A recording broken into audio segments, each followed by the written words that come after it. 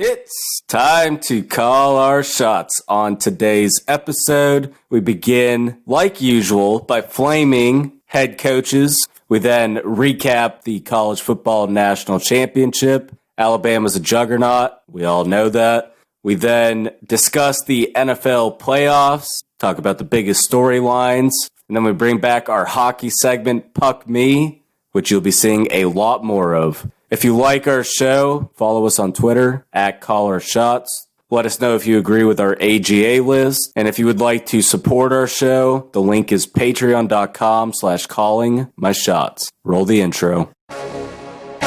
Making their way to the ring, the reigning, defending podcast champs, calling my shots. There's only one way you can take this, and it's in that ring. Who wants to go toe-to-toe with the champs? This is Calling My Shots. Calling My Shots is live. We have an action-packed show for you. We're ready to get into it. We're going to talk about the NFL playoffs. There's obviously been some crazy storylines. The Browns won their first road playoff game since 1969. Alabama wins the national championship, 52-45. So we got a lot of football coverage to get into, and then Zach and I are also going to give you a brief preview of the upcoming NHL season. So let's get into it. Zach, what's going on? What do you think about the national championship and the football weekend? Oh, man, not much. Just rocking and rolling as normal, as usual. I thought the college football world back to normal with Alabama on top. I also think that some big upsets in the NFL this week. You know, I got to be honest, I'm a couple states away, but I had to keep peering out the window to see if I saw you flying off that ledge for a little while. I know it wasn't a good night Sunday night, but, Would I shut off my phone for an entire night because I just don't want to hear the text messages or check Twitter or see anything? You know, it was a bad night. I honestly thought about just like dropping watching sports altogether, no longer doing the podcast. It was a rough night for me, Zach, so I expect some sympathy out of you, especially because it was painful to watch, and you know, it almost caused me to lose my sports fandom altogether. Just absolutely embarrassing. Yeah, and I'm sure we might touch on that game once or twice, but why don't you go ahead and give us your AGA nomination for this week? I got a feeling I know who it is. So this is a perfect segue into this segment. Zach is right. For my AGA award, I am nominating none other than Mike Tomlin. Now, people might crucify me for this, but hear me out. As a diehard Steelers fan, someone who watches every single game, who's been a fan my entire life, I feel like I know him better than the average NFL fan. So this game 100% falls on Mike Tomlin and Ben Roethlisberger. The Steelers get absolutely blown out by the Browns. They play easily the worst game of the season. The game starts out with Marquise Pouncey hiking a ball over Ben Roethlisberger's head into the end zone, giving the Browns an easy touchdown. And then from there, it was absolutely horrible. And then Mike Tomlin not having the balls to go for it on 4th and 1 when the Steelers were making a little bit of a comeback and the defense couldn't stop anyone. That changed the game. That changed all the momentum. The Steelers came out playing well in the second half. I was like, okay, maybe, just maybe, if we hold the ball long enough and just don't give the Browns many possessions, the Steelers can make the comeback. But the fact that he decided to play conservative when he was at the 50-yard line and couldn't get 1 yard, that just shows what an absolutely sissy football call that was. I would say that was probably one of the worst coaching decisions I've seen all year long. The offense was rolling at that point, and if you can't get 1 yard and you can't make that call to stop momentum, you don't belong in the National Football League. Mike Tomlin's a great regular season coach. I've always said that. He wins a lot of games, but when you lose these playoff games every single year, and you lose games to the Jacksonville Jaguars led by Blake Bortles, and then you blow a game to the Browns who are going to get absolutely steamrolled by the Chiefs, his situational awareness in football games is terrible. He is way too conservative in the playoffs, and a lot of times, the problem with Mike Tomlin-led Steelers team is they just play down to their competition. He clearly didn't have them prepared and ready for this game, and I think even sitting the starters against Cleveland was a bad move, looking at how unprepared they were. Yikes. Oh, my goodness. You just So that was your own football coach. That was my soapbox. I had to get it off my chest. I'm out here speaking the truth, Zach. It's time for new culture for the Steelers football. I think the time has come. Mike Tomlin is a top 5 coach in the NFL. Mike Tomlin is one of the best coaches in the NFL. Let me say this. He's got a very unique situation in Pittsburgh. He has been there a while. He's obviously been there over a decade, but his quarterback has been there longer. Ben Roethlisberger is more entwined in Steelers lore than Mike Tomlin is. I think that's a weird situation because he has a hard time telling the quarterback what to do. You know, Big Ben obviously is not known for being the greatest teammate in the world. Whatever. Say what you want about that. But, man, I think you're really misunderstanding how hard it is to win in this league. Yeah, Jacksonville did beat them that year with Blake Bortles, but that Jacksonville defense was Saxville. It was an elite defense, and they were on a roll. The Browns just wanted it more. I understand, yes, the Steelers did not look good in this game. The Browns didn't even have their head coach in this game. Kevin Stefanski wasn't even on the sidelines. That's fair. It's a terrible loss. I'm just saying, I think this is more the anomaly than it is anything else. He has owned the Browns. They beat him one game. You said it yourself. The Steelers are the Browns' daddy. I just don't think you can make all. I just think you're overreacting to one game. Was it the best game ever? No. Was it a bad game for the Steelers and Mike Tomlin? Absolutely. He would tell you that. But I don't think you can fire Mike Tomlin for losing one football game to a good team and one team that I don't necessarily know that the Chiefs are going to boat race. It was an absolutely embarrassing loss. It was disgraceful to the city of Pittsburgh. The Steelers look like a Pee-wee powder puff flag football team on Sunday. So I might be overreacting. You might be right about that. But the 4th and 1 call is easily enough to gain him a nomination on this list.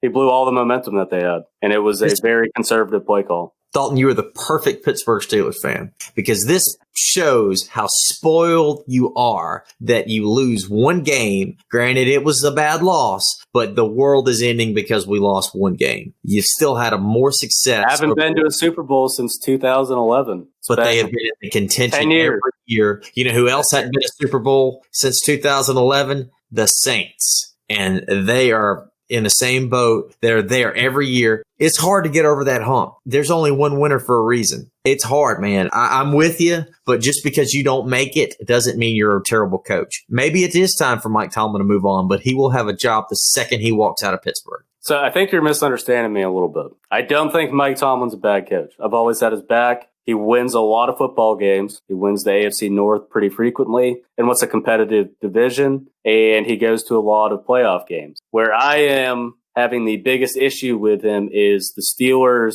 nonstop ability to play down to their competition and how they fare in the playoffs. You're right. I understand. Fans are spoiled, and they expect a lot, but not making it to an AFC championship in what's been at least 5 or 6 years now and not going to a Super Bowl in 10 years, at some point, you have to start questioning, is something off? He's a good regular season coach, and he wins a lot of games, but you do, but I don't see how you're pointing the magnifying glass at him, saying that's exact set of circumstances, talking about the last 5 or 10 years or whatever, and not point the finger at Roethlisberger. Roethlisberger has put up a lot of gaudy numbers, and he did Sunday night, but they were obviously garbage point numbers. I mean, I think a lot of this falls on Big Ben. I mean, he had some bad throws in there. That last interception was not good. No, the loss is 75% on Big Ben. I'll agree with you on that. Maybe more. You know, I think Big Ben is still a really good quarterback. All I'm saying is it sounds to me like you were saying it was 95% Tomlin, 5% Roethlisberger. That's what I would agree with.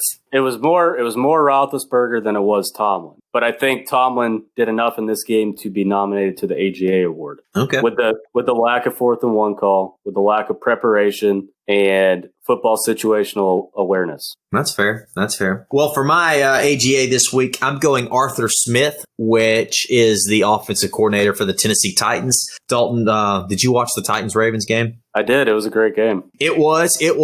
The reason Arthur Smith is getting this nomination is because I counted at least 10 to 12 times where Baltimore had 8 or 9 men in the box with Baltimore's elite defense, as you have mentioned before on this program, and they run Derick Henry right up the gut for 1 yard, negative yards, 0 yards. over and over and over. Dalton, I ask you, what is the definition of insanity? It is doing the same thing over and over and expecting a different result. Baltimore's defense is fantastic. They move 9 men up in that box. Derick Henry ain't running against them. As good as Derick Henry is, he's the best running back in the league, in my opinion. He couldn't get but only 40 yards on 18 carries. That's like 2.3 yards a carry. Tannehill played fine. Tannehill was moving the ball. They got A.J. Brown open on a couple of catches. Obviously, he got banged up there. He had 83 yards. To me, Titans might as well just have started taking knees on first down, running the ball up the middle every time. You're going to get 2nd and 10. I just don't understand.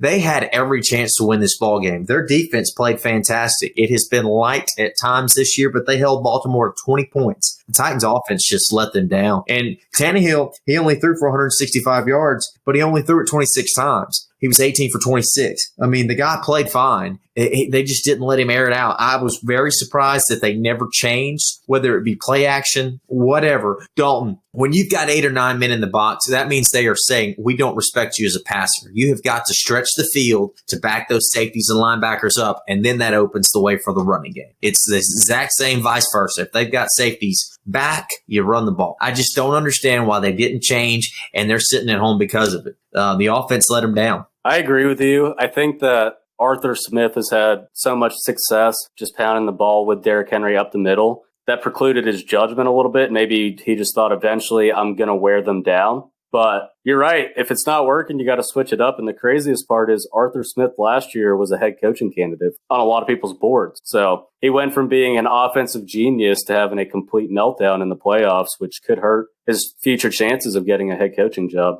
At some point, you gotta air it out. You're right. If they're stacking the box, you got to take some shots to get them to back off a little bit, and then you can start pounding Derick Henry. I mean, it's not rough. It was so rough to watch because, I mean, like you just said, and I've heard some people say, well, you got to run the ball. And you're right. You have to try, but if it ain't working, you have to try something else, or you will only score 13 points in a playoff game and be sitting at home. So that's my soapbox. I think he's still a good offensive coordinator. I think they still have a lot of talent. I like Mike Vrabel and this team moving forward. But come on, you got to at least give your guys a chance. And you could see Derick Henry was just upset when him and Mike Vrabel were arguing. And you just hate to see a team who had so much potential just go down because of some bad calls, man. Just bad calls.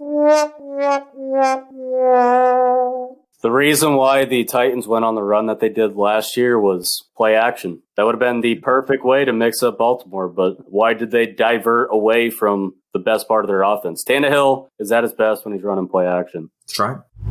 So let's kick it over to some college football coverage. We have just one headline to go through real quick. Jim Harbaugh signs a 4-year extension with Michigan. This is laughable at this point. He did take a pay cut, which is, I can see it being a more team-friendly deal because of his lack of performance, but I really don't know what Michigan's athletic director is thinking here. The guy has not been elite overall. He hasn't been able to elevate Michigan to Ohio State status, which some people might say, well, Michigan doesn't have the capability of it, but it's not true. They're the all-time winningest team. I think that they could still get back up there. I just don't understand the 4-year extension after an abysmal season. Maybe I'm reading it wrong, but that's my 2 cents. I understand your judgment there. He has obviously not played well against Ohio State, which is his biggest rival, and he's lost other games in the Big Ten. But the guy is 49-22. In his 1, 2, 3 in his 6 seasons at Michigan. Obviously 2-4 this year, a little skewed, but he's won 10 games 3 times, 9 games once, and 8 games once in 5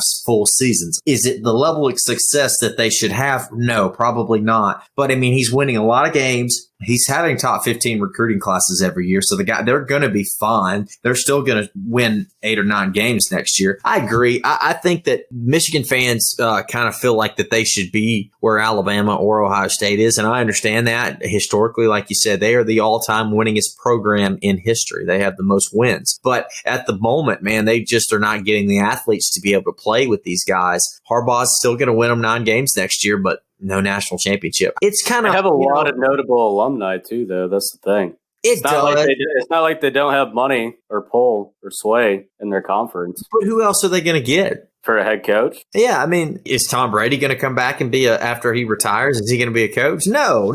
All Billy I'm saying is, Billy Napier? Billy Napier is waiting on Saban to win next year's national title, retire, and then for him to move in there. That's the only thing I can figure out Billy Napier's doing. But I'm with you. I understand Harbaugh is not winning as many games as he should, but this is the age-old argument. Me and you, South Carolina or Ole Miss, I would kill to win 8 or 9, 10 games a year. That just is what it is. I mean, they're spoiled by success, and Michigan is Michigan. It's a top 15 job at its worst in the country. It's a fantastic job. I'm just telling you, man, 10 wins a year, sign me up. It's a tough discussion at the end of the day. I mean, I don't know who you can replace him with. I just feel like 4 years is kind of too long. They did set his bailout or his buyout at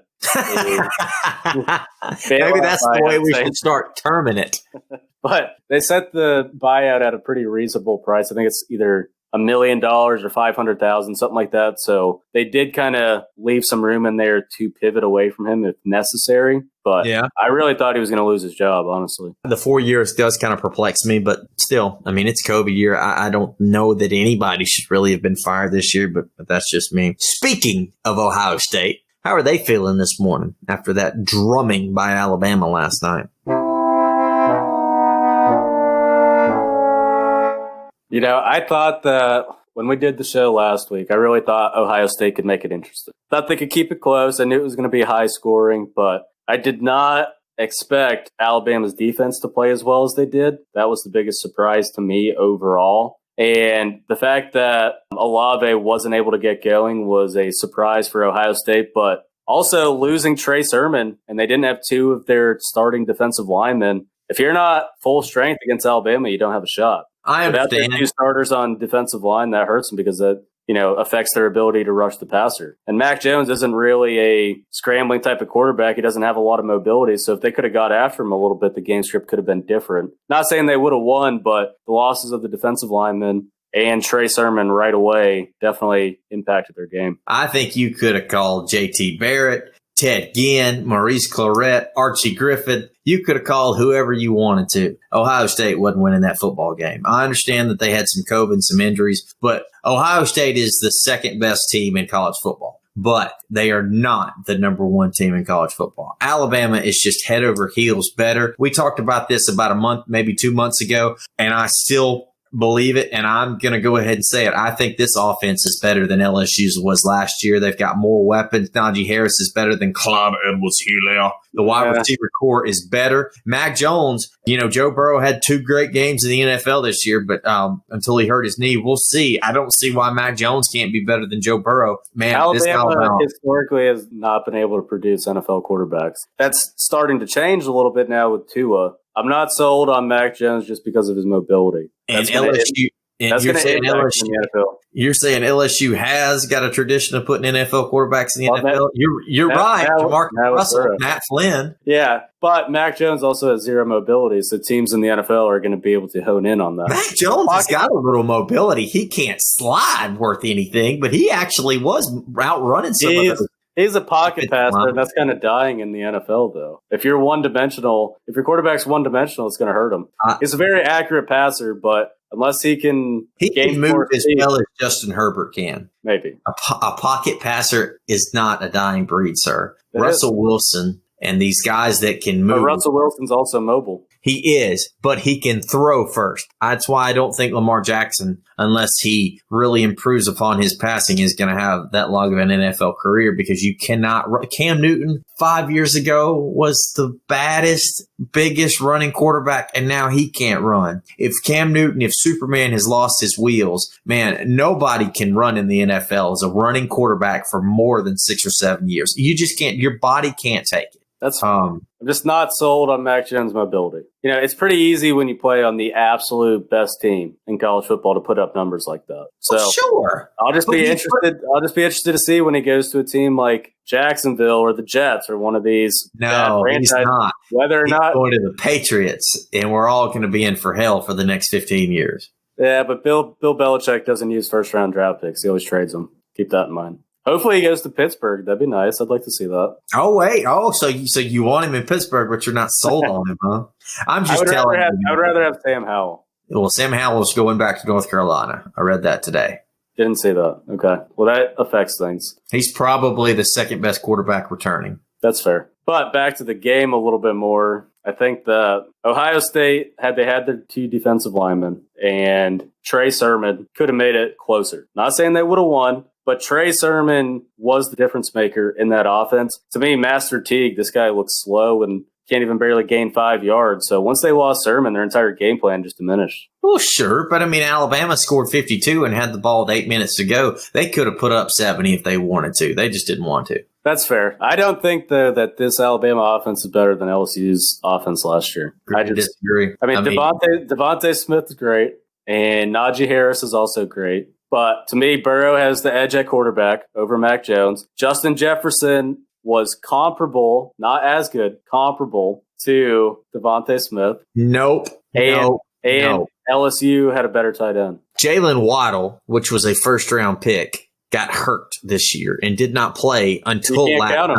You can't count him. Okay, that's fine. Well, they put up more points on everybody. They set more records than LSU did. We'll agree to disagree, but I'm just telling you, this Alabama offense was stupid, is what it was. It was great, obviously. You're talking about Joe Burrow. Joe Burrow threw 7 touchdowns last year against Oklahoma. Oklahoma was missing 3 in their secondary. Backups play there. Also torched Alabama. He absolutely torched Alabama last year. They won by 3. They won by 7 points. 2 of it. Okay. Not to mention torched Clemson in the national championship. Made them look like varsity high school team. So what did Mac Jones do to Ohio State last night then? It was a good win. But Ohio State also had their top 2 defensive linemen out. That makes a huge difference. Oh, okay. Ohio State, no one else is like Alabama. In fact, if they lose their top 2 defensive linemen, they have 2 more 5-stars that can rush right in. Other programs, they lose their top guys, and it's done. They don't have a shot. Clemson and Georgia are the only 2 other ones. Yeah, that's fair. But that's it. I still think, overall, LSU played a tougher schedule last year and had a better offense than what Alabama did this year. I'd just like to point out that Lane Kiffin tweeted out that Ole Miss scored more points than Notre Dame and Ohio State put together against Alabama. So that is true. He is a troll, but I mean, the world. I will say, though, this game definitely makes the Notre Dame game look better. It makes Notre Dame overall, it gives them a little bit more respect. No. They held them to, 31 points? They did. It wasn't because Notre Dame held them. It was because Nick Saban was like, we don't even have to have our best game plan to win this. Maybe. They covered the spread. They did. Well, college football season's over. No, we no longer really get to talk about it. We might do some stuff here on there, but we are going to transition into college baseball. Since no one else is talking about it, you're going to hear it here first. Going to give you some in-depth analysis. And then we're going to talk about this Gamecocks sweeping the Rebels, I think South Carolina was 10th or 12th in the coaches poll. That's good. That's good for them. Not 5, but that's pretty good. It's not about how you start, it's how you finish. Has Ole Miss ever won a national championship in baseball? They haven't. They were awarded it last year by Barstool, but that's it. They had won 15 straight games and beaten Louisville twice, so I don't know what you want. You know how many South Carolina has? How many football national championships South Carolina got? How many football championships does Ole Miss have? All back in, the 60s? It was a while ago. That's fair. We have 2 in baseball, none in football. How many Heisman Trophy winners have you had? Oh, okay. Well, just because you won one, who was the USC guy? George Rogers. What's he doing now?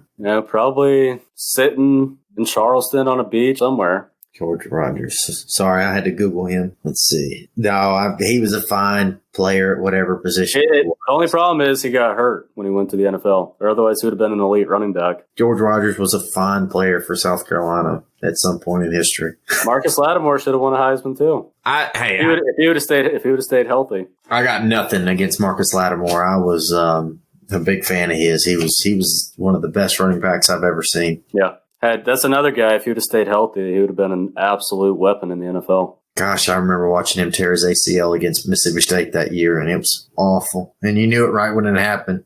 Any other storylines you want to get to in college football? Or?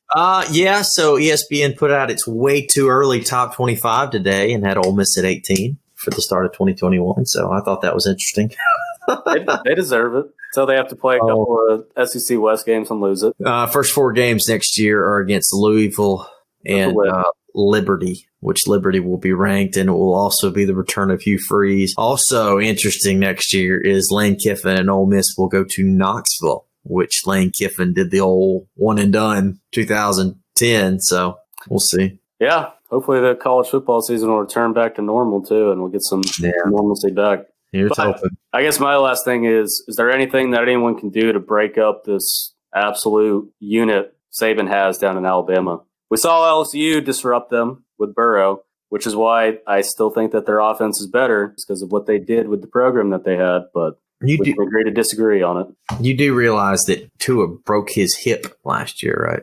And a backup quarterback almost beat LSU. It's Mac Jones, this guy that you're saying is going to be, a Hall of Famer. I did not. But yes, they brought in Mac Jones. I mean, it was, but off the bench who had never had any playing time. That is completely different. Anyways, we'll agree to disagree. All I'll say is Alabama just broke the record for the most stars in a recruiting class in history. Sucks to suck. They're not going anywhere. Clemson, Georgia's right there. LSU's got a good recruiting class coming in. We're going to have a lot of the same players as we always do. South Carolina with that strong 103rd ranked recruiting class. Yeah, I don't want to talk about it. The Shane train, because I know that pisses you off. Stop you. That is trademark. You are not allowed to say that. There is no other train. Give him a couple years. There is no other train in the SEC other than the Lane train. So I'm afraid you're going to get sued. From now on, when you say that, you're going to be sued. Bring a good lawyer. All right, so moving in from the NCAAs into the NFL, had a lot of games this weekend. Had 6 games, 3 on Saturday, 3 on Sunday. Some good games. We already talked a little bit about the Titans and the Ravens. Another game we had on Saturday, the Bills held off the Colts rally. What you think about that? That was a great game overall. The Colts just about did it, but Phil Rivers in the playoffs still can't get it done. We both picked this game correct. I think it was probably closer than either one of us envisioned, but the real difference in this game was Buffalo holding Jonathan Taylor to only 3.7 yards a carry. Taylor was on an absolute roll coming into this game, so I think had he been able to get going a little bit more to take some of the pressure off of Rivers, they would have had a shot. But overall, Buffalo won. It was a big win for them. It's the playoffs. Anyone can win, so it was closer than Buffalo fans would have probably liked, but they got it done. I agree. I think some of that blame on Taylor should credit to the Buffalo defense. I thought they played fantastic. They obviously gave up some yardage and some points there late as Indianapolis was driving back, but I thought they did a pretty good job of holding them off. Yeah. Another good game this weekend was that Seattle and the Rams game. What'd you think about that one? I am still shocked by this. I don't know what to make of the Seahawks, and I really don't know what to make of the Rams. The Rams are a team that we were just talking about a couple of weeks ago, Zach, when they lost to the Jets. We gave the Jets their first win of the season. Jared Goff actually saved his reputation a little bit because going in, I was questioning whether or not he's even a quality starting quarterback in the NFL, but he played great overall. Seattle just couldn't stop anyone. The Rams offense ran wild. Aaron Donald, even though he got injured in this game, was a big force like he usually was with 2 sacks in the game. And the Rams just had a better game plan. They were ready for it. They looked more motivated. I was surprised. I picked Seattle to win this. This to me was an upset, but it just shows how good of a coach Sean McVay is. I did too. I picked Seattle as well. I think that the Rams and that elite defense really did awesome, man. They sacked Russ 5 times, disrupting that up. They held them only to 278 yards total offense, and they forced 2 turnovers. I mean, the Rams defense came to play. They held Tyler Lockett in check all day. DK Metcalf made a good touchdown catch on kind of that backyard football on the first one, and then he made one at the end there. But I thought the Rams played well. You're right. I thought Goff played well. I mean, he only threw for like 150 yards, but they moved the ball. Cam Akers ran the ball very well. So who knows? This Rams team may be a tough out. Well, their secondary is elite. If you can hold, Russell Wilson to, I don't know the stats off the top of my head, but if you he threw for 174 yards and he had a pick. 2 touchdowns, both to DK. But he only had 11 completions. Yeah. The Rams probably have the best secondary in the NFL. I think the Rams have the best defense in the NFL. It could be. It really could be. We might have underestimated them a little bit, Zach. They might be dangerous. I mean, the NFC is wide open. If their secondary and defense plays like that and Jared Goff can be serviceable and they have a good running game, they're dangerous. It's possible. It's possible. They get to Aaron Rodgers. They could make some sacks, and it's possible. The other game we had on Saturday was the brilliant debut of Taylor Heinicke and the Washington football team against Tampa. What did you think about that? Heinicke might be the starting quarterback from here on out for Washington. Either that or he's going to land a nice backup job somewhere. Overall, he played really well. He's super slippery, and the guy actually has a lot of speed. He's deceptively fast. Washington played well overall. Their defense kept them in the game, but Tom Brady was just motivated, and when you have that many weapons, it's pretty hard to stop everyone. I thought that the Washington football team did a great job defending against the run, but that passing attack was just too much. Brady was on a different level. I know Godwin dropped some passes, but Mike Evans and Antonio Brown played well. It was interesting because they actually had Rob Gronkowski. He wasn't really involved too much in the passing game plan, but he blocked pretty much the entire game, and Gronk's one of the best blocking tight ends in the NFL. And it helps when you have a Harvard grad guy like Cameron Brate able to step up and make catches out of the tight end position. So overall, they just had a very balanced attack, and it was a good win for Tampa. It was. I think you're right. I think Heinicke, he was also the leading rusher on the football team the other night. It was pretty cool. It's cool to see some stories like that. They're like, oh, this team doesn't have a chance, and he's making throws. And that video of Tom Brady said, this is unbelievable. And I know Rich Eisen tweeted something like, Tom Brady has left Taylor Heinicke with 2:33 on the clock. Words I never thought I'd tweet. Yeah. I thought it was cool. I mean, the dude balled out. Hopefully he'll make him a little money. I tell you what he did is he made Dwayne Haskins look really bad because this guy didn't see hardly a snap all year, and he comes in and plays in like that. Who knows, man? Washington's defense, that front four is elite. The secondary, the back seven could use a little work, but that defense is going to be really good. They got Ron Rivera, who's one of my favorite coaches. Man, you get Ron these guys Rivera did a tremendous job this year. You get Taylor Heinicke, a wide receiver, to go along with Gibson back there, maybe two wide receivers and another offensive line. You could be talking about a 10-win team next year, maybe an 11-5 team. So, yeah, easily. Obviously, that has something to do with the downside of the NFC East. But, I mean, I think Washington's going to be a good team for a while, especially with Riverboat Ron back calling the shots. So, yeah, I see what you did there. Nice little play on words overall. All right, so we had that. A lot of good games this weekend. So Sunday, we had, we already talked a little bit, Ravens and Titans game. The Bears and the Saints, probably the worst game of the week. Well, maybe not, but one of the worst games of the week. Slime Zone. We call it the Slime Zone game, the Nick game, the game no one would stop tweeting about. I mean, Bob in the goalpost. It was weird. I tried to watch the Nick broadcast for a little bit, and it was just like elementary broadcasters. I don't know. I get what they're trying to do, but Nick. It's kind of silly. It's kind of silly, but I think back in our day when we were younger, we got the Madden football games where we were like, this is cool. But I think they're trying different avenues to reach these younger audiences that maybe don't even know what football is. And, you throw SpongeBob in there. I'm sure when I was 7 years old looking at SpongeBob, I would have been like, yeah, let's see what this is all about. So kind of a neat idea. Man, Trubisky and those guys just couldn't get anything rolling. I mean, that Saints defense played well. I tried to tell you, Zach, the Saints defense is – I know we're talking about the Rams here, but I still think the Saints have the best defense in the NFL.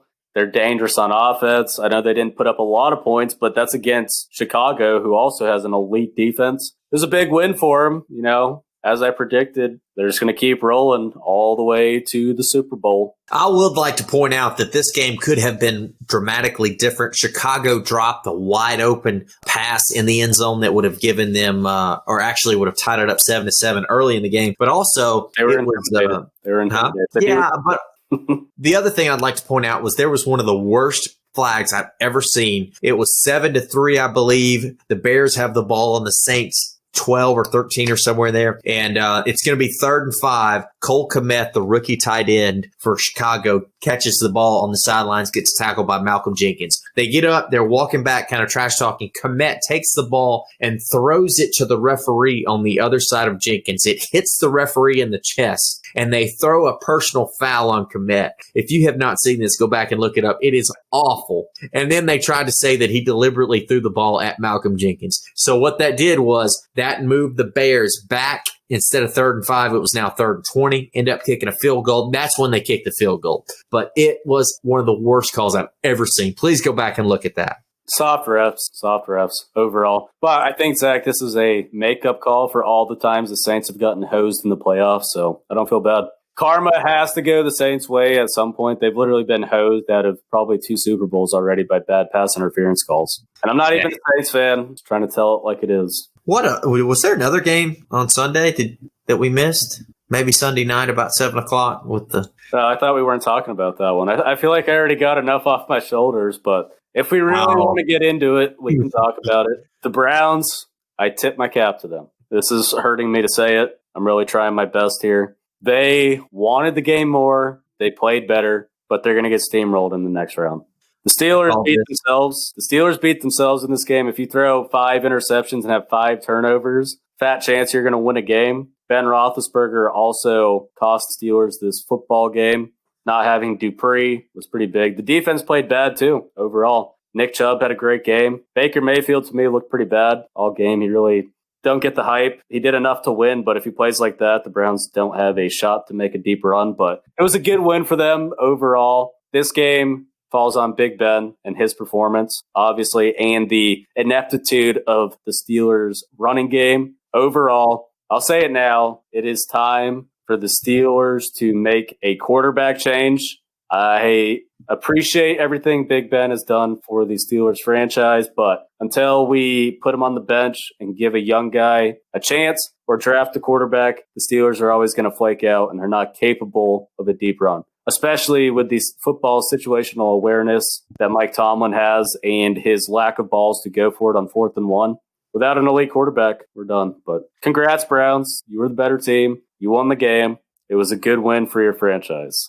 You know, I may not get to say this very often in calling my shots, but I call this to a T. Go back and listen to last week's episode. I called it. I said, I don't know what it is. Just something's telling me the Browns are going to win. Never would have thought it would have happened like this. But you know what? I think you're right. I think this is a big win for this Browns organization. I mean, they have been little brother forever. I know that you hate them with every fiber of your being, but I think it's good for football. I think I hate them more now than I hate the Ravens, to be honest. It is good for little brother to win every once in a while. Maybe not in your situation here, but I'm just telling you, it's good for football. It wouldn't be as bad if we actually made the game. We literally gift wrapped Browns this game. Our Pro Bowl center, Marquise Pouncey, literally hiked the ball over Big Ben's play on the very first play and gave the Browns a touchdown.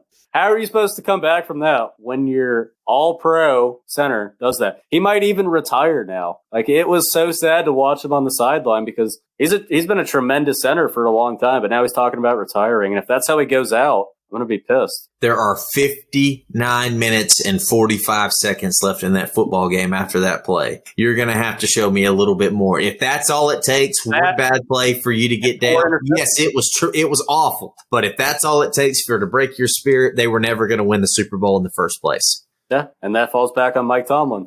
My dad actually texted me after the snap over Big Ben's head, and he said, "You think Dalton's crapping himself yet?" And I said, "Probably not." And then after it was 21-0, he said, "How about now?" He said, "I feel so bad, but oh well." Hey, tell Mr. Taylor anytime he wants to come on and try to hang with the big boys, he can. I would love to chirp your father, Zach. So he has an open invite. He can come on. I'm not sure who his NFL team is, but I extend the invite. He's kind of like me. We grew up in Mississippi, so we really don't have teams per se. We cheer for players, cheer for Brett Favre all them years. He was playing, cheer for Eli. You know what they call that, Zach? Fairweather fans. Well, you know what? I mean, now that Eli's retired, I mean, I don't have a true blue team. I'll cheer for A.J. Brown and the Titans. I'll cheer for DK Metcalf on the Seahawks, but look what that did me. So I'm just kind of indifferent. Happens to be two good teams. Tell me how that works. Hey, you know what? DK and A.J. do fine. Eli got in 2 Super Bowl rings. That was cool.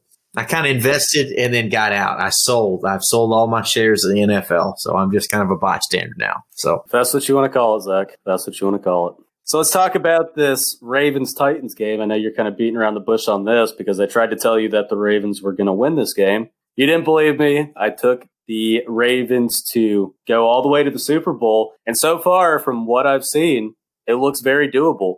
They're a dangerous team because they can run the ball, control time of possession, play great defense, and they have an elite kicker. The Ravens put up 230 yards of rushing offense. It was absolutely ridiculous. I know Lamar didn't have the greatest game passing, but that's not how the Ravens are going to win all these games anyway. They're going to do it with the run game. They looked elite, and the fact that they held Derick Henry to 40 yards just shows how dangerous of a team they are, Zach. And I think you definitely underestimated them. I chalk this more up to the Titans lost this game more than the Ravens won it. Yes, the Ravens ultimately had more points, but kudos to the Ravens. I just don't think that they can make a run. I think Josh Allen is finally going to play well another game in the postseason. We'll see. I'm glad Lamar Jackson finally got his win. I know that people were giving a lot of hell about that. Lamar Jackson's a really good quarterback. Again, I'm a pretty big critic of him. I think he's got to, improve his passing, but I feel pretty confident that he would tell you that. But we'll see. Yeah, the Ravens won, but I'm just still not sold, bud. Okay. I saw it play out. Elite, you know what this is, right? Elite rushing attack, elite defense. John Harbaugh is also the winningest road playoff coach of all time. Well, I know what this is. You want this is anybody could see through this illusion, Dalton. You want the Ravens to beat the Bills, and you want the Browns to beat the Chiefs, so they can represent this AFC North. I don't want the Browns to win. So all your AFC North records can just be good, and y'all can all sing Kumbaya. No, I don't want either of them to win. I just think, because I know a lot about football, that the Ravens are going to make a deep run. I think that's okay. Hey, you got a spot on your wall behind you. I'll get your Browns fat head and then a Ravens fat head to go along with your Steelers one. And I'll buy myself a nice 5-gallon gas can and then burn them out in my front yard. Let's do some quick previews here. We got into it a little bit, but this first game in the AFC, we have the Browns versus the Chiefs. This isn't going to be a game. This is going to be a blowout. The Chiefs are going to slaughter them. Don't really have much else to say. Am I going to do it again? Am I going to pick the Browns? Who was your Super Bowl pick, Zach? Are you going to go back on that? The Browns won 11 games. I mean, no, I can't do it. I've got to go with Kansas City. I think that Kansas City is going to. I think Kansas City is just too much for them. But you know what? Kansas City haven't played a meaningful game in a couple of weeks, so we'll see. Who knows? The Browns may jump up on them as well. But I'm going to take Kansas City.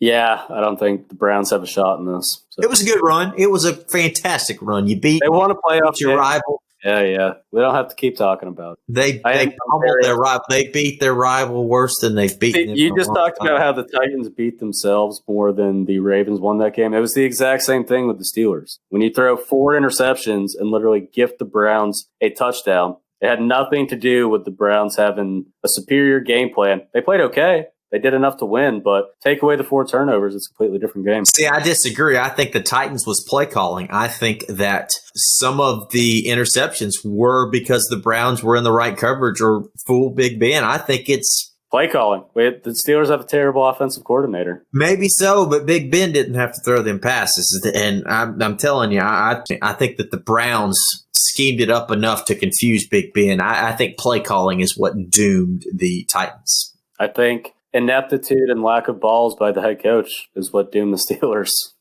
So, Ravens versus Bills. Zach and I are going to disagree here, but here's the thing.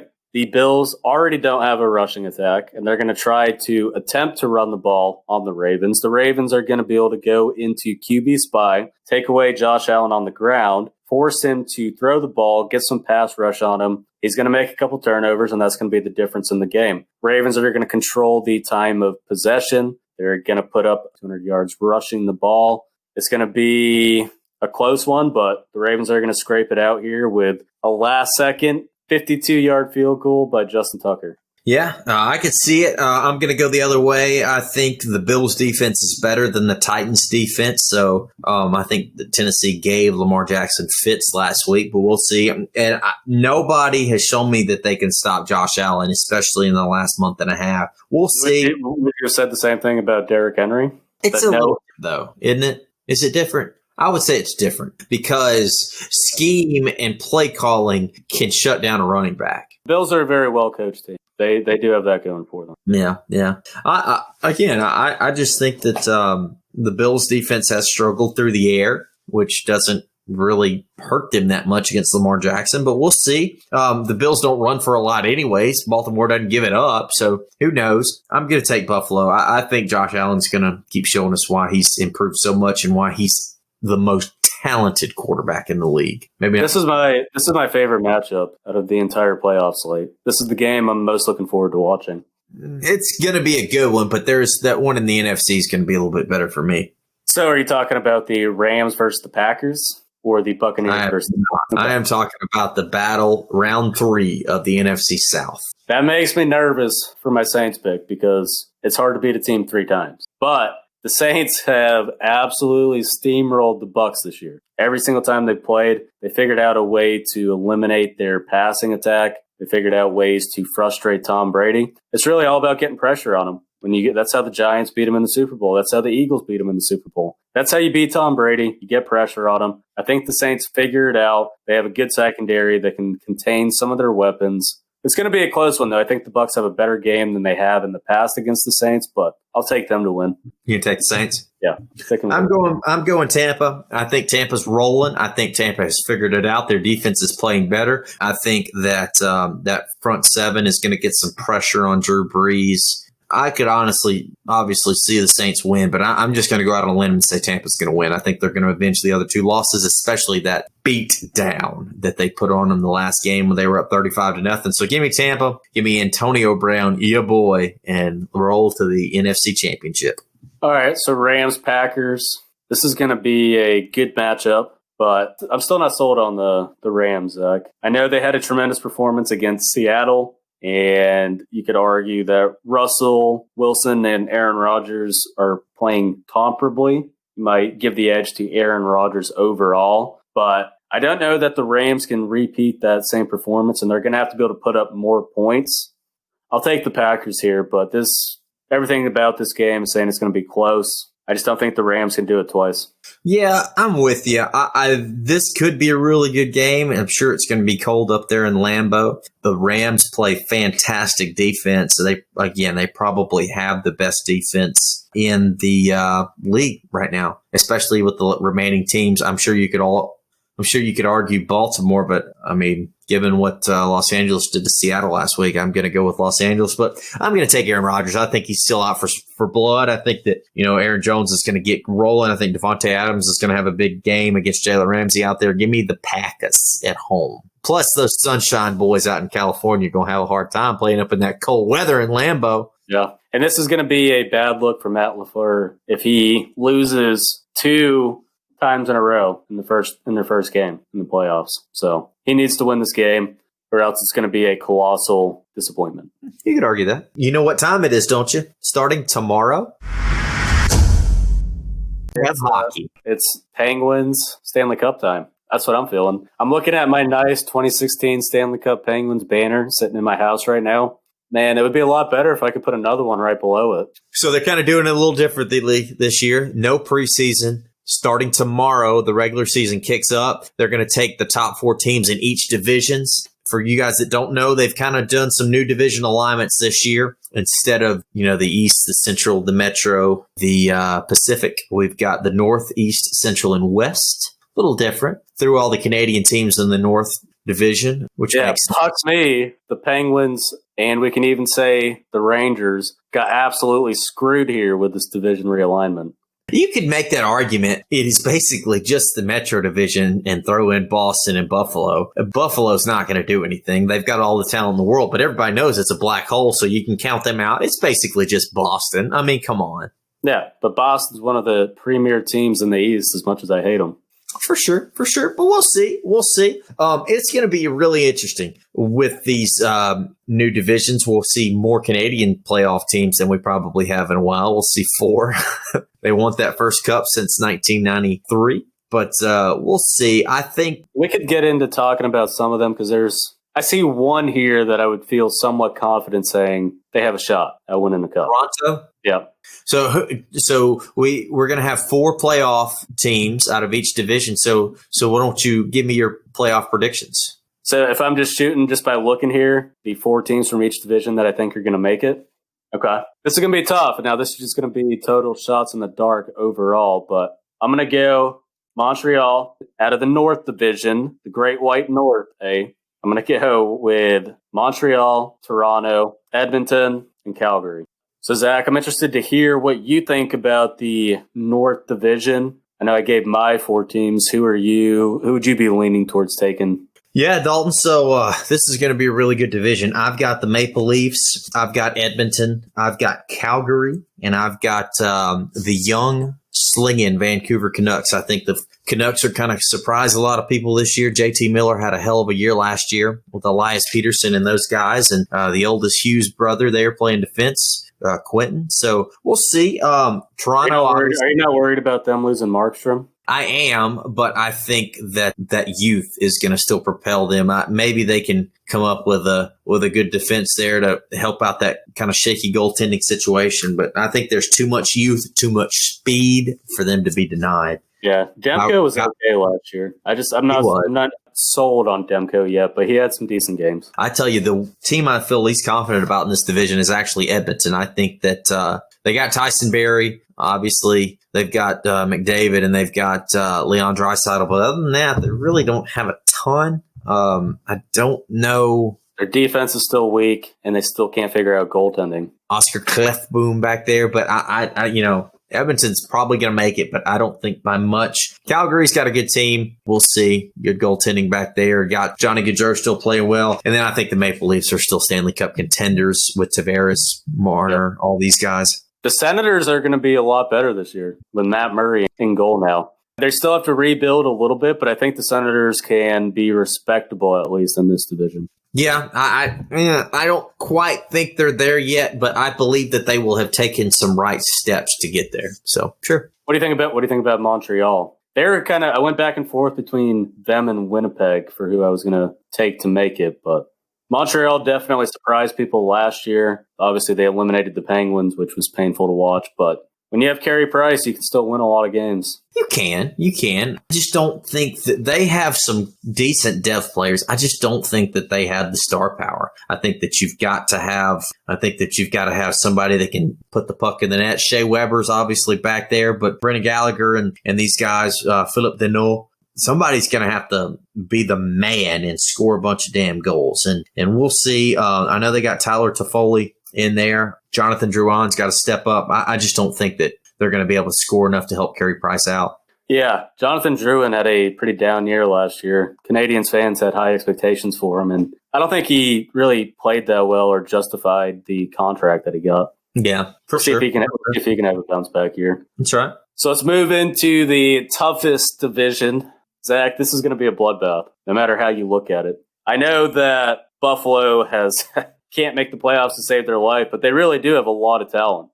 If things work out, I know everyone always has them as a playoff sleeper, but they really are a talented team overall. Boston's getting in. Too much depth overall. Tuukka Rask, even though Bruins fans complain about him, is still, to me, one of the best goalies in the league. And it's pretty cool seeing Bergeron get the captain honors. I think he deserves it. But I'm sure Bruins fans are in pain over watching Zdeno Chara put on a Capitals jersey. So that's going to be interesting to see because they're going to play each other a lot this year. It's even hard to take guesses here, but I'm going to say the Bruins, Philly, the Rangers, and Pittsburgh. Ooh. Now, this division is going to be so tough, man. You're leaving out. And I'm not confident, and this could be the year that the Penguins miss the playoff. If they don't, leaving out the Capitals, the Islanders. I mean, this is a bloodbath. But who are you going to put in over them? I mean, I feel confident that the Devils and the Sabres will not make it. The rest of it's a toss-up. It for sure is. I've got the Flyers making it. I think the Flyers and Boston are in. I think that it's hard to argue there. I think Carter Hart's going to be really good. I feel he's here to stay. And I think Tuukka Rask is going to be, as he never left. The other teams are where it gets dicey. I'm going to still take the Capitals in there. I know Holtby's gone, but they're supposedly have a really good Russian goaltender coming in. Backstrom, Ovechkin, Kuznetsov. They still have a ton of talent. They're getting up there in age, though. They are. I'm very concerned about their goaltending. They for sure. I just think that they have so much talent everywhere. I think it's just going to be hard for them not to get in. But we'll see. And for my last spot, I'm going to do it. Call me a homer, whatever you want. I think Igor Shesterkin going to make his run for the Calder. I think Alexander Georgiev is going to have a hell of a run, kind of a 2-2 tandem there. And I think Lafreniere, Panarin, Zibanejad, Kreider, I think these guys are going to have the Rangers ready to play. Are they Cup contenders? Probably not yet. It all depends. They've got a bunch of 19, 20, 21-year-olds back there on the defense. But if those kids grow up quickly, this could be a really good team. Yeah. So I'm going to take the Rangers in my last playoff spot. I think that kind of a lot the way we said about I talked about Vancouver. They're young. They're fast. They're going to need these veterans like Zibanejad and Panarin and Kreider to show these young kids the way. But, man, they have a ton of talent. You're talking about that top nine that's as good as anybody. I'm worried about their blue line a little bit. But they do have elite scoring. I'll give you that. Panarin. Don't worry. Jack Johnson is on that blue line. You guys can have fun with Jack Johnson when he hoses you out of a playoff spot. Don't come crying to Penguins fans. I am happy to see him gone. He was a burden on the Penguins. So the Penguins this year, Zach, it's going to be interesting to see how Jari plays for an entire season. I said this when they traded Murray, I'm still not entirely sold on this move, on Jari being an upgrade over Matt Murray. I know he played better, but towards the end of the season, Murray really started to gain his confidence back. And that was the thing with Murray, is once he got on a roll, he could be one of the hottest goaltenders in the league. I'm concerned about the Penguins' defense. I mean, obviously, you still have Chris Letang back there, but... Yeah. If the Penguins do not make the playoffs this year, is it time to blow it up? I think that we could be strategic about it and trade away some of the older players. I think you got to hang on to Crosby and Malkin, obviously. But after that, I think anything's on the table. See, I could think you, as good as it is and as blasphemous as it is for Pittsburgh to do, I think you could trade Malkin for a lot of good young players. I would rather trade Letang. But see, I think you got to keep the defenseman back there. Yeah. You're going to get way more for Malkin. Yeah. I mean, you could probably get three good young depth players and a draft pick for Malkin. We're going to have Jake Gensel back also, who's going to be completely healthy this year too. That would be another piece that you could maybe look at. But, I mean, he's still young in his core. You're right. It probably does go between Malkin and Crosby, and we kind of know who would go there. Yeah, they're not going to trade Crosby. No chance. But, yeah. But we have a little bit more cap space now that they got rid of Matt Murray. So we'll see what Jimmy Rutherford does. You never know. He's always wheeling and dealing. That's right. So let's move into the Central Division quickly. In this division, we see the Hurricanes, Blackhawks, Blue Jackets, Red Wings, Panthers, Stars, Predators, and Lightning. This is also a pretty good division. There's some good teams here. Quickly, just want to say Corey Crawford retired. He is a hell of a goaltender, had a tremendous career. Zach, what do you think? You think he's getting into the Hall? I would say yes. Maybe not first ballot, but I think his Cups might get him there. I don't know that Cork. I mean, I think but I'm old school. I think if you have to think about it, I don't think you should get Ed. Corey Crawford won 3 Cups. I know he didn't play on the first one. I believe that was Anthony Niemi in Chicago, but he obviously won the second and third. And Corey Crawford was a good goalie in Chicago for a long time and will definitely be one of the greatest goaltenders outside of Tony Esposito in Chicago. Sorry, my memory kind of blanked on me for a second, but I don't necessarily think he's in the Hall of Fame. Okay. Yeah, I think he has an argument, but we'll see if he actually gets in. So I think the playoff contenders from this division, just looking at it, would obviously be the Tampa Bay Lightning, Nashville Predators, Dallas Stars, and Carolina Hurricanes, if I had to take my pick. And It's tough to count Torts out with the Blue Jackets. They usually find a way to sneak their way in there, but those, to me, are the 4 best teams. Yeah, I agree. I think Chicago's down, although they're rebuilding. I think Columbus is kind of in that spiraling situation. I think it may be time to do a complete rebuild there. Detroit is obviously rebuilding. Florida. Carolina has more talent than Florida. For sure. I agree. I'm going Dallas, Nashville, Tampa, and Carolina for sure. Great minds think alike. 2 Southerners, some just talking about hockey. Trying to figure out where that puck's going. So next division, we have the West with the Anaheim Ducks, Arizona Coyotes, Colorado Avalanche, Minnesota Wild, Kings, Golden Knights, Sharks, Blues. This is a very front-heavy division. There's a few really good teams and then quite a few question marks, I would say. Playoff teams here, the Blues. Even though they lost Pietrangelo, I think Torrey Krug can do enough on that blue line to keep them in games. We'll see if Bennington can bounce back. I'll also take the Avalanche. I think they're easily Stanley Cup favorites this year. I'll lean Vegas. Vegas with Pietrangelo now. They're consistent every single year. And my last team, this one's tough, but I kind of feel like this is going to be a year where the Kings get in. I know they've been down the last couple of years, but I feel like the Kings bounce back. Jonathan Quick has a really good year. That would be cool. I think there's 3 slam dunks in this division with the Vegas Knights, with the Avalanche, and with the Blues. Looking through this, I think that the Wild are down. Finally, I think that they're finally at the end of these Zach Parise and Sutter contracts, those 10-year contracts. San Jose is really faltering. I don't know that they've got it. I just don't think the Kings are there yet. I'm actually going to go with the Coyotes. I think the Coyotes are going to show us something, get in on that last spot. I don't think they'll go deep in the playoffs, but it'll be interesting. I think that they'll go in. Okay. What do you think about the Ducks this year? I know Gibson's a good goaltender, but I don't know if they have enough talent to make a run again, or the Ducks are one of those teams that you never know what you're going to expect. Never know what you're going to get either. That's the thing. Yeah, they've got anytime you got John Gibson back there, you're going to have a good chance to win a lot of games. They've got some good defensive core back there with Hampus Lindholm and some of these guys, but Brian I just don't. Kessler. I just think they're kind of getting a little older now. I think the window may have passed. Do they need to rebuild? Or do you think they're there yet? I think so. See, they're at the spot where they're really going down. They're on the downward trend, but they haven't hit the bottom yet. To me, this is the time for them to blow it up. You could get some draft picks for Hampus Lindholm. You could get some picks for Kessler. Some of these younger guys to inject a little more youth in there, and then you have a little harder rebound as opposed to just crashing and burning and, oh my God, now we're at the bottom. Now we have to trade everybody. You know what I mean? Does that make sense? Yep. It's not the easiest thing to do, but I just don't think the window is there anymore. I think Quentin Byfield could be a big difference maker for the Kings this year. You still have Anze Kopitar, still have a solid defensive core. I know they're getting up there in age, but I know it's a gamble to take them. It just feels like a year they can sneak in.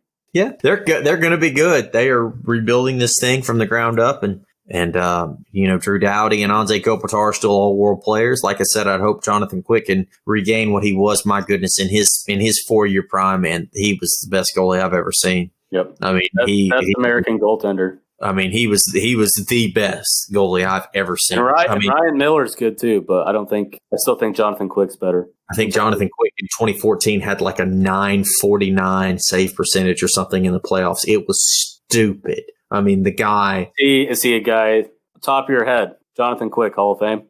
I don't think so. I don't think his longevity was enough. Now, during his prime, his 4-year, 5-year stretch, he was maybe the best goaltender ever. But I just don't think his longevity was enough. Okay. So, Zach, if you had to pick 4 teams that have the best chance to win the Stanley Cup, who are you taking? My 4 picks, I'm going to go with Philadelphia. I'm going to go with the Avalanche. I'm going to go with Boston. And then, call me old-fashioned, but I think they can do it again. I still think Tampa's the most talented team. Give me the Lightning. What about you? Definitely agree with you on Philly. Philly's a dangerous team overall. I'm not sure about Boston. You make a convincing argument. I'm going to agree with you on Toronto. I was big on them last year. I thought that they were actually going to go. And they won a couple series, so they definitely were better. Have to agree with the Avalanche. They got to be a favorite here.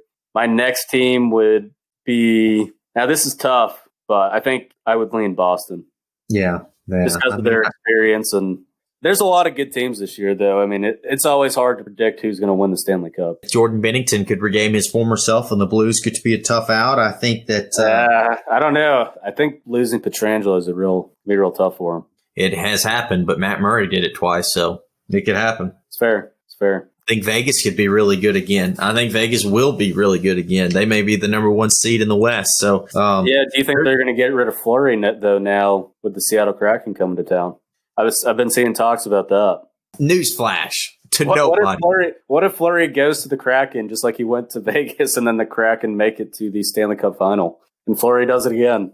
The people who were shocked that Marc-Andre Fleury struggled in the postseason are just crazy. Marc-Andre Fleury struggled as much in the postseason as he always did with Pittsburgh. He won a cup thanks to Crosby and Malkin. Fleury just hadn't. I mean, I know when I was a Rangers fan playing Pittsburgh in the postseason, I was like, okay, they're a better team than us, but at least we're playing against Fleury. We got a chance because he's going to let in some bad goals. It just is what it is. But no, you cannot put all your eggs in Robin Lehner with him. They're convinced. They're sold on him. I don't see it. I think Lehner's overrated personally, but he might do it, and he might come out and win the Vezina this year. I just don't see it. Fleury is 36, so I mean, maybe it is time to go, but I'm just less on the Robin Lehner train than I guess everybody else is. He might prove me wrong, and I hope he does, but we'll see. Okay. So speaking of the Kraken, the expansion draft scheduled for July. So teams are obviously going to have to start taking that into consideration going into this year. Zach, what are your thoughts on the NHL keeping the same format for the expansion draft? I think it's kind of ridiculous. I mean, the Kraken are going to come in and could easily be as good as Vegas. And the worst part about all this is Vegas doesn't even have to give up a player. So the real winner in this entire deal is Vegas. They don't lose a player. Sure. Vegas is somehow the best franchise in the NHL, and they've only been here for, 3 years now? It's ridiculous. For sure.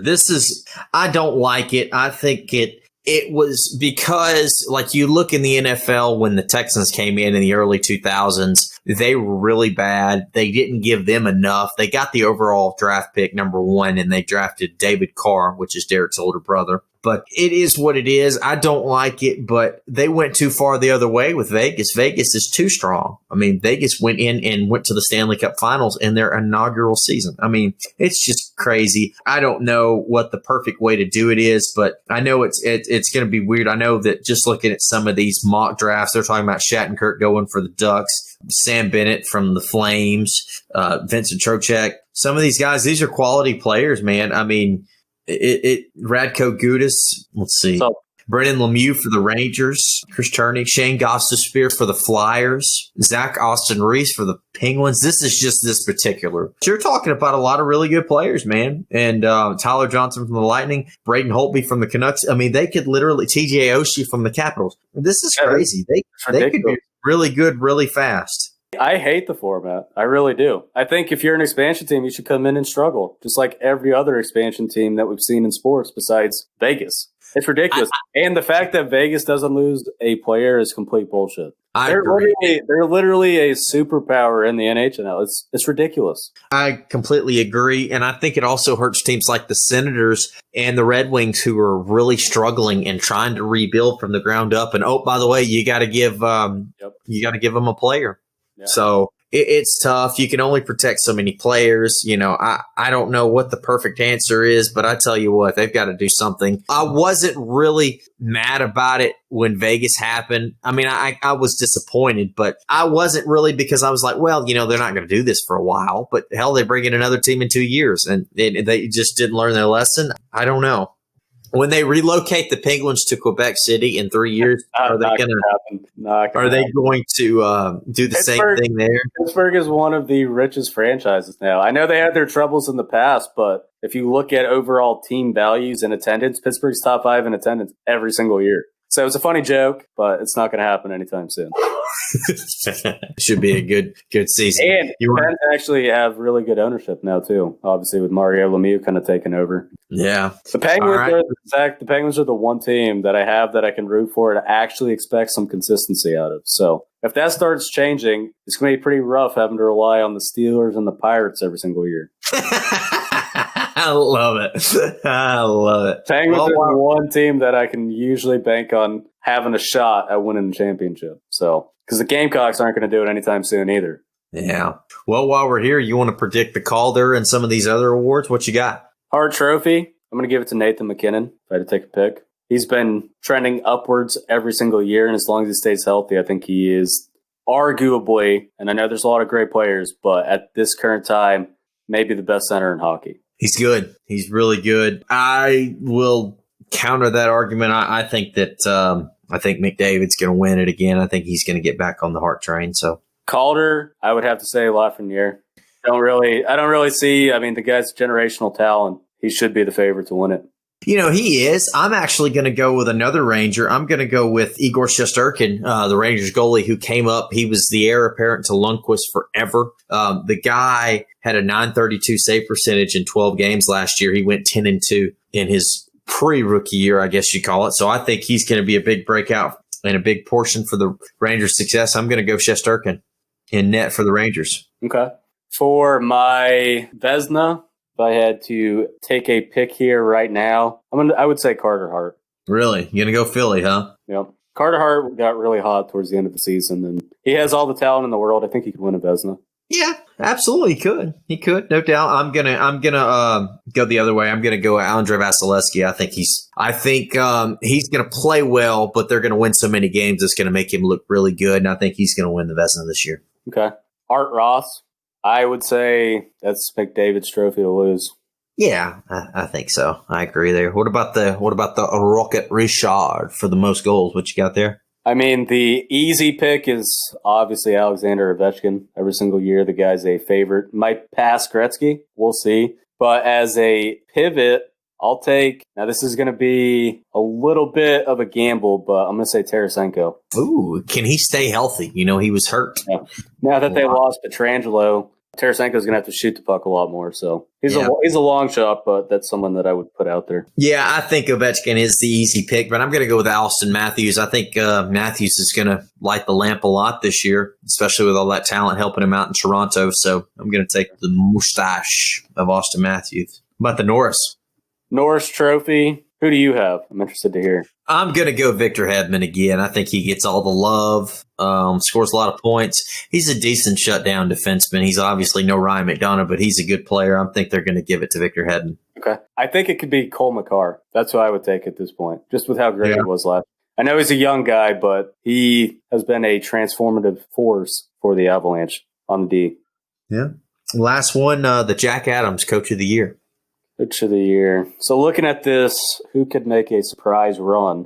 That's really the question for Coach of the Year. Who do you got? You know, Barry Trotz won it last year. I'm going to say Alain Vigneault in Philadelphia. I think Philly's primed to make a deep run. I think they're going to win a lot of games. I think that he's a good coach. He's good behind the bench as long as he doesn't ruin any talent like he did with JT Miller, which, by the way, is crushing it over a point per game last year in Vancouver. So Alain Vigneault had him riding the pine. So I'm going to go AV. I think he's going to have a good year in Philly. Okay. I'm going to go with Todd McLean for the Los Angeles Kings. As I was talking about earlier, I think the Kings have a bounce-back year. They don't really have that great of expectations. So if they make a run in the playoffs, I could see McLean winning it. Another one to look out for is Peter Laviolette in Washington. I think that, he could come in there. He's always had good success. He had good success in Philadelphia. He had good success in Nashville when he was there. I think give him a chance. He's got a lot of talent there in Washington. Don't forget him. Yep. Well, if you guys enjoy the hockey content, we're going to be talking about it frequently now that the season's about to start. So we're going to pivot away from football for a little while, focus on hockey, college baseball, Major League Baseball. We'll obviously still give our playoff reactions and the Super Bowl, but as these other leagues start, Zach and I are going to make the pivot towards that, so stay tuned.